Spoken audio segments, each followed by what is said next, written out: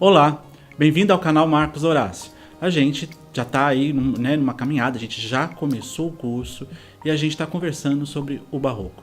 Na nossa primeira discussão, no nosso primeiro episódio sobre isso, a gente falou sobre alguns autores, sobre a questão de como os modernistas descobriram o Barroco aqui no Brasil e como está ligado, como o Barroco, a arte barroca está ligada às questões do século XIX e o início do século XX.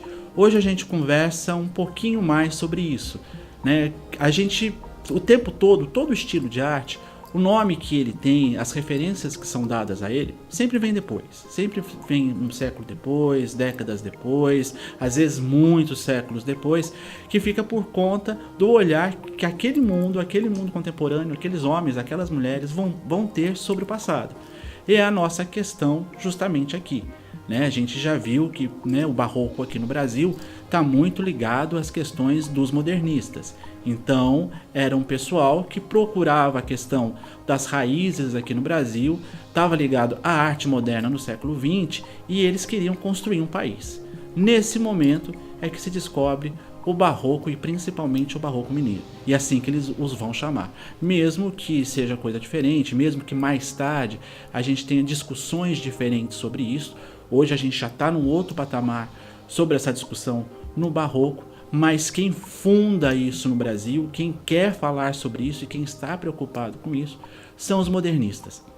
Hoje, já pegando esse gancho, que foi a nossa última discussão, lá do nosso primeiro episódio, se você não viu, seria legal dar uma passadinha por lá, que a gente está conversando sobre os autores, o que eles falavam, qual é a visão que eles têm sobre a arte naquele momento, e agora vamos falar um pouco sobre esse contexto histórico do mundo moderno.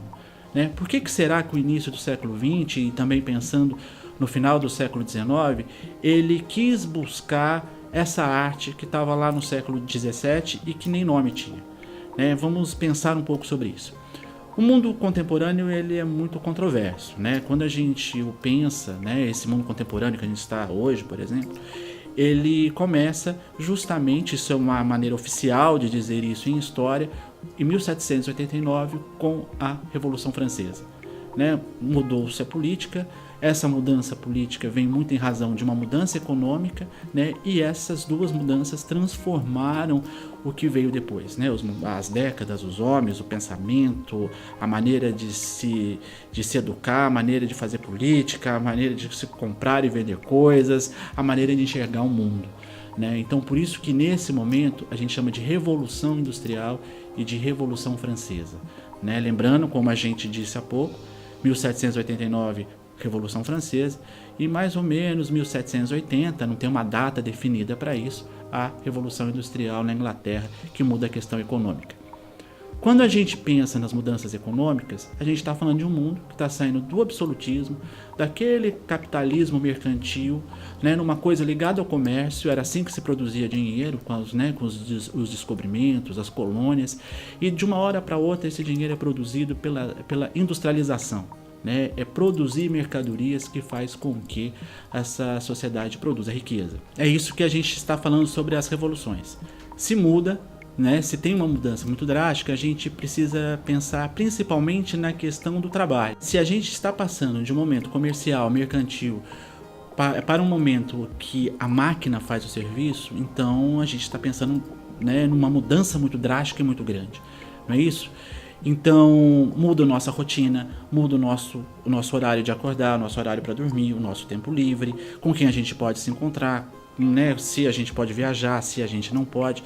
Então qual é a marca maior desse mundo que nasce pós 1800?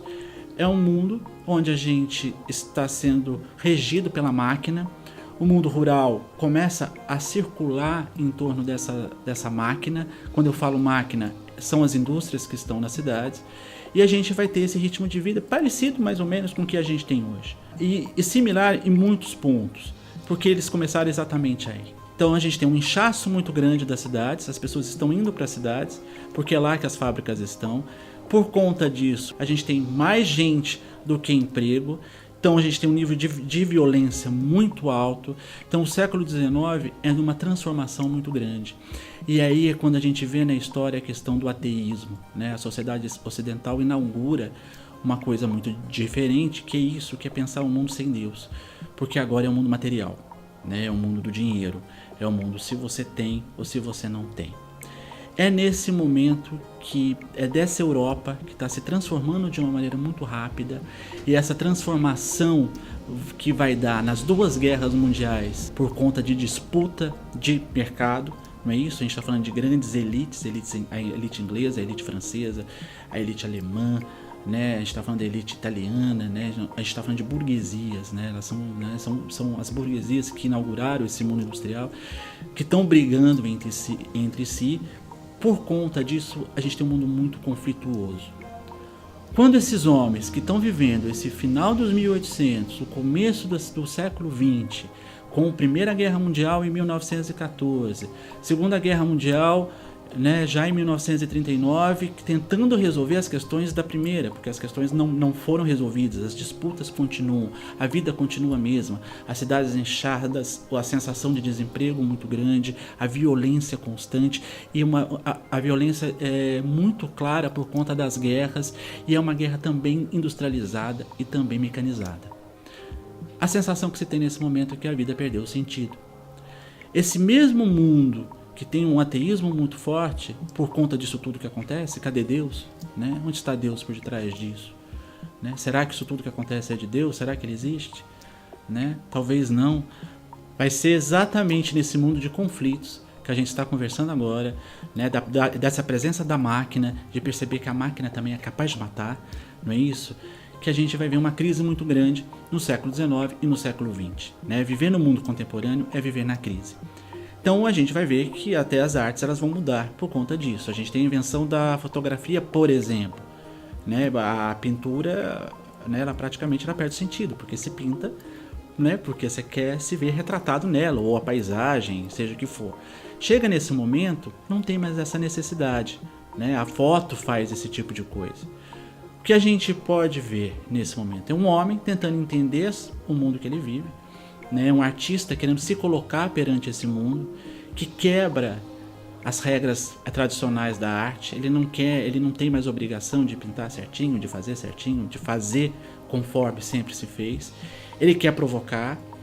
É isso que a gente vai chamar da arte moderna, né? E as artes de vanguarda, elas vão ser muito isso, né? O cubismo, o futurismo, o dadaísmo, o surrealismo, né? São alguns movimentos que são de quebra, que questionam esse mundo real, que desmontam esse mundo real, porque é por isso que muitas vezes a gente pode olhar para uma obra dessa e ter uma sensação de não ter pé e nem cabeça, é uma sensação que o mundo está assim. É nesse momento também que, justamente nesse modernismo, nessas vanguardas, que a gente já conversou aqui, né, que a Semana de Arte Moderna no Brasil está inserida, porque os nossos artistas estão frequentando a Europa, conhecem os artistas de lá, e eles têm essas mesmas questões. Vai ser nessa sociedade que se descobre o barroco.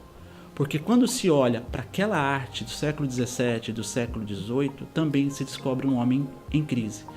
É um homem que não sabe se é devoto a Deus, ele morre de medo de ir para o inferno, ele peca, ele pede perdão, depois ele volta a pecar novamente, e é exatamente esse sentido que tem, né, ou não sentido do início do século XX. Né? Não estou falando em nenhum momento que o início do século XX é barroco. Só estou falando que tem uma crise no início do século XX que faz com que os homens se interessem por esse momento da história. E aí, como a gente já discutiu, né, esse nome barroco aparece, é desse momento da história, né, e lá eles vão buscar muitas vezes inspiração. Não vamos esquecer que a deformação do barroco e as cores fortes que o barroco tem, a maneira que ele tem de brincar com a cor, vai servir muito de inspiração para o expressionismo. O expressionismo, nesse momento da história que a gente está discutindo, ele está muito indignado com o mundo, né? Ele está querendo expressar a dor de viver. Vamos lembrar do quadro O Grito, do Munch, né? Ele está gritando, né? Então, nesses quadros, os contornos são muito fortes, as cores são muito fortes.